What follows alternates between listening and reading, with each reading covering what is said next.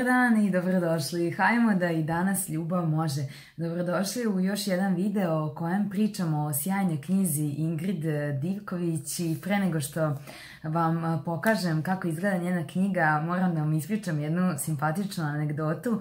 Zapravo danas je nedelja i ja ovaj video danas snimam, iako sam jučer snimila isti ovaj video. I šta se dogodilo? Ja sam snimila video, čak sam ju u svom live obraćanju sinoć na Instagramu rekla da je video o Ingrid i njenom stvaralaštvu snimljen i da ću ga postaviti sutra, odnosno danas. Međutim, kako sam pregledala svoje fotografije i video snimke, rekao da rasteretim memoriju svog telefona, ja sam taj video izbrisala. I namerno ne kažem slučajno, jer verujem da ništa nije slučajno. Evo vam klasičan primer. Upravo ja sam juče snimala sa energijom, nije mi se baš nešto bilo dopalo, znači kada sam završila snimanje, pregledala sam video i rekao ajde vidjet ću da li mogu možda da bar deo tog videa iskoristim kao video materijal, pa da vam u narednom videu snimim još jedan sličan i nekako to u editovanju može da se spoji pa da bude jedan video. Međutim, danas kada sam upravo to poželela, shvatila sam da videa nema i eto, kažem hvala Bogu, uopšte se nisam oko toga iznervirala, rekla sam hvala Bogu da videa nema, to je razlog da ja danas snimim još jedan, ali još bolji video. Eto, u početku, da bude ovako, na samom početku jedan mali uvod.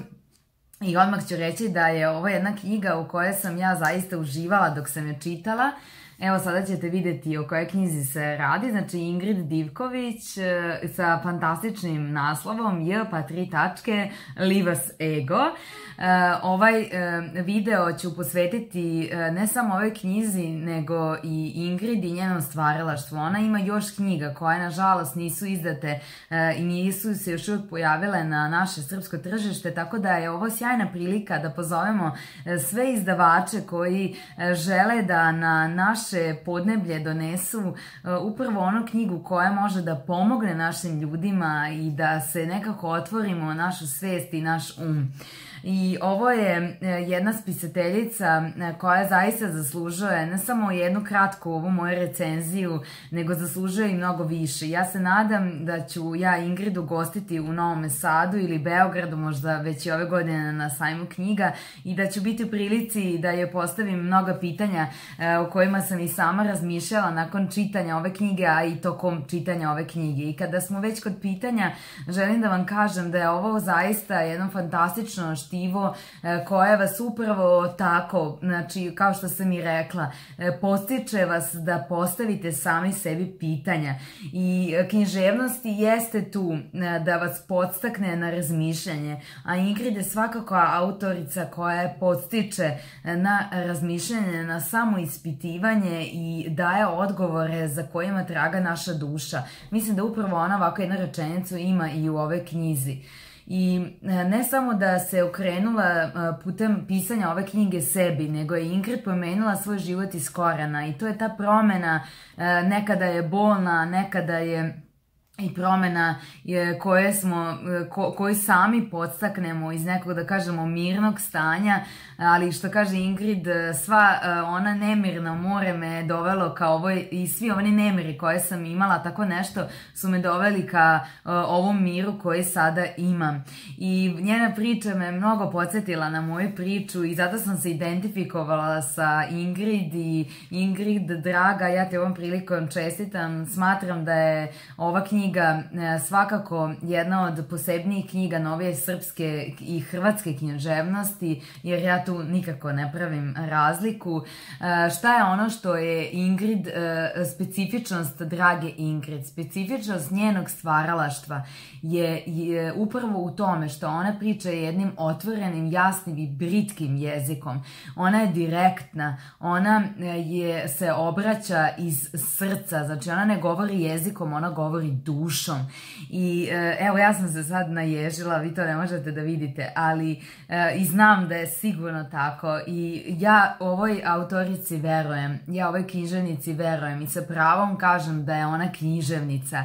Iako je mlada i smatram da baš iz tog razloga je treba dati prostora i moj YouTube kanal upravo zato postoji da nekim ljudima za koje možda se i ne zna tako mnogo, pogotovo ovde u Srbiji, da im otvorimo vrata i da im kažemo dobrodošli ste. Dobrodošli ste jer vaša knjiga nas budi iz sna i vaša knjiga nam otvara vrata, pre svega vrata koja smo zaključali za sami sebe, pa tek onda i za drugi svet. I da ovaj video se ne bi pretvorio u prepričavanje njene knjige, vi vrlo dobro znate da ja nikad ne prepričavam dela. Ja vas pozivam da svakako pogledate na sajmu knjiga, da pronađete izdavača koji je bio toliko otvoren i toliko svestan da uvrsti u svoje izdanja ovu sjajnu knjigu. I ono što je pored naravno dela knjige u kojima Ingrid govori o egu, sve vreme provlači motiv ljubavi i to je ono što je mene fasciniralo i zašto sam zaista poželjela da Ingrid bude deo mojih klipova i deo mojih snimaka. I za mene je zapravo posebna priča misterij ljubavi i posebna mi je njeno obraćanje svima nama. Ona ne nameće svoje mišljenje i ako izražava svoje mišljenje, ono je duboko podstaknuto i ona je rezultat svega onoga što je Ingrid u svom životu prošla. Znači, ovo nije prepričavanje tuđeg iskustva. I jako mi se dopadaju njena pitanja. To su pitanja kad ih pročitate, vi nema šanse da se ne naježite. To su pitanja koje sanjate. Ja sam danima bila, evo ovako sam išla kod kuće i samo sam čitala, ja sam danima bila zamišljena nad onima što je ona pričala i danima sam bila zamišljena nad sobom. Jako me je podstakla. I sada ću dati sebi za pravo da iz ove sjajne priče misterij ljubavi izdvojim one delove koji su se meni jako dopali. Pa kaže, nije slobodan onaj koji radi ono što hoće, slobodan je onaj koji radi ono što treba. Za slobodu u ljubavi nema pravila, a mi večito tražimo nekoga da nas sveže njome. Evo ona rečenica s početka, trebala sam proći zemlje nemira kako bih se našla na obali sigurnosti. Nisam mogla ni zamisliti da će neki najgori nemiri imati odjek najvećega mira. I zašto je Ingrid upravo odabrala ova dva motiva kao centralna motiva ljubavi i svoje knjige, znači ljubav i ego? Zato što je antipod ljubavi sigurno strah, a strah se izražava upravo kroz postojanje ega. I kao što Ingrid kaže da smo svi mi prepolovljeno biće i ovde daje jednu fantastičnu priču, ali idemo dalje. Kaže, jer smo rasječeni, postali dvoje iz jednog i otud svaki uvek traži drugo znamenje koje mu odgovara i obično ne nalazi. Jer tko će u mnoštvu naći baš svoju polovicu?